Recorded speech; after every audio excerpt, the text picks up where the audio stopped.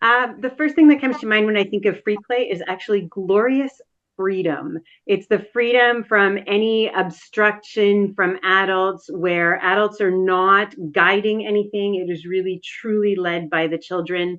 It's what interests them. It's what piques their curiosity. It gives them the freedom to explore their world, to learn, to grow without adults intervening or having really any part in the play itself.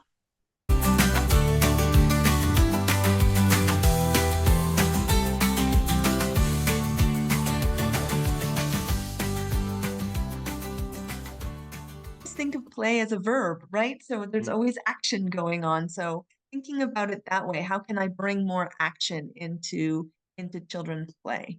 For 5-year-olds, all about movement. Like Leanne said, big body movement, hands-on experiences as well. Movement in all its forms is important for young children, and it is a need. It's not just something that children do because they like to do it. It is a need. It's a developmental need. Small bodies are not made for sitting down.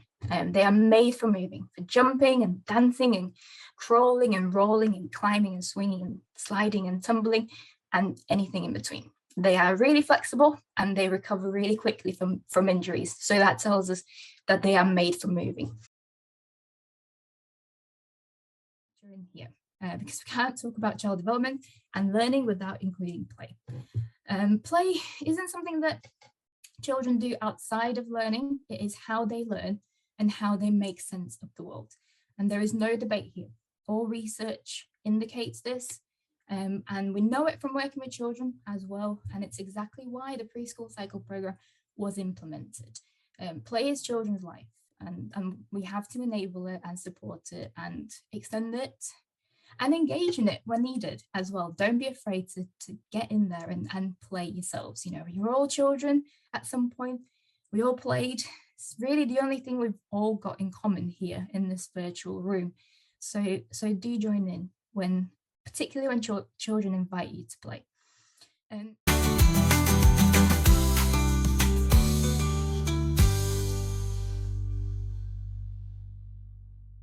think that play is your one-stop shop for everything. It's really where kids are going to develop those 5 areas of development. And at any given moment, you can watch a play episode happening and see those 5 areas of development. And if you watch closely from day to day, you can see as the children grow through their development. So where in September, maybe their play is pretty sporadic, and if you're watching, say, dramatic play, they're really just on that surface.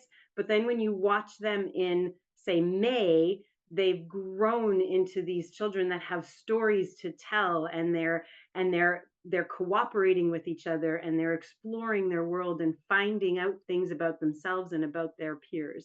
To me, it's the golden ticket.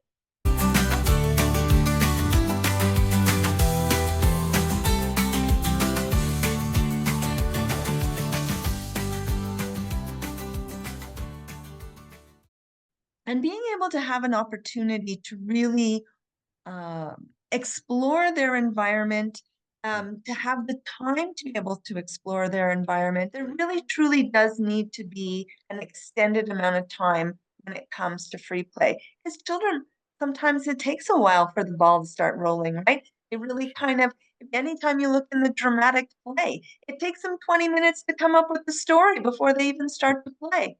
And so imagine they've just finished their scenario. Who's the baby? Who's the mama? Who's all of this stuff?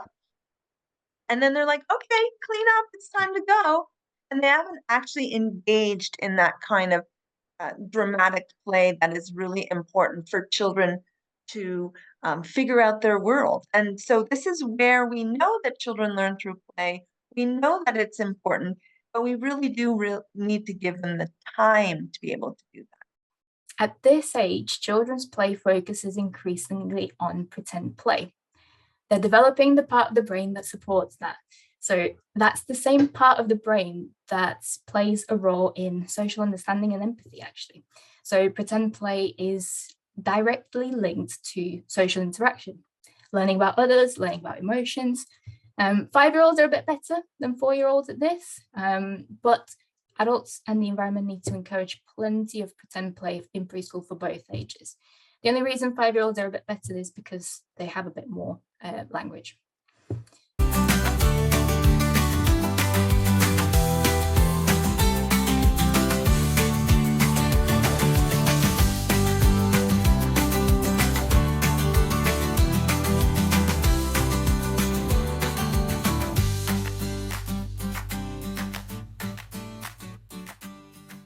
Oftentimes it starts with their interest, what they like. They'll definitely say, I like dinosaurs. You're like, oh, okay, perfect. So let's just get, little dinosaur figurines, put them there. But we all have a shelf. We work with shelves. So we have a little shelf with free play activities, and there's a certain time where they are allowed and they can go. And they choose from whatever they like, and they choose with who they want to play with.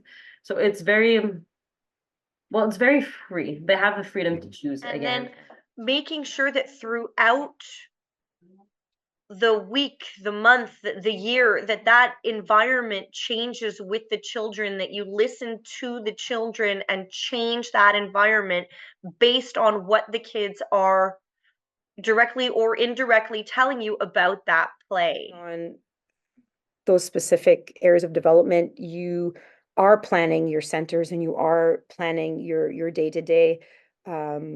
It's such a fine balance though, because you can't over plan and you can't the teacher's not the center of this world. It's the kids, and you're supposed to go with their interests, because that's where you're going to get the most information from them, and the most it affects everything, like the management of the class.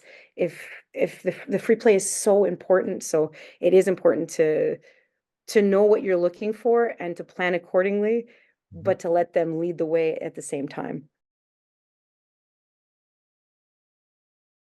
If you want to get them writing and they're super interested in building blocks and they're building, towns or whatever it is, bring the writing tools to them and throw something into it. But certain resources that you can put if you want to check if they're writing their numbers, adding a little pad in like a veterinarian clinic.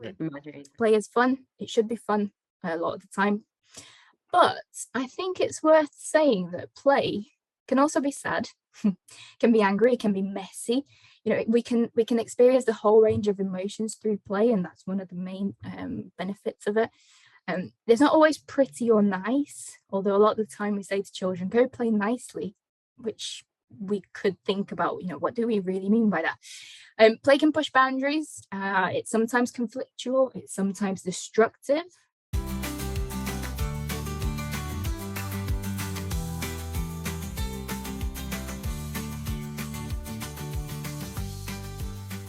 We often see kids in conflict during free play, and as adults, we're so uncomfortable with that we want to intervene, and we think it's problematic, but really it's allowing them to find space to figure out how to work those conflicts out. It's, we get asked often, is there a social skills program that you can recommend for us? And I always just say free play, because free play has everything that a child needs.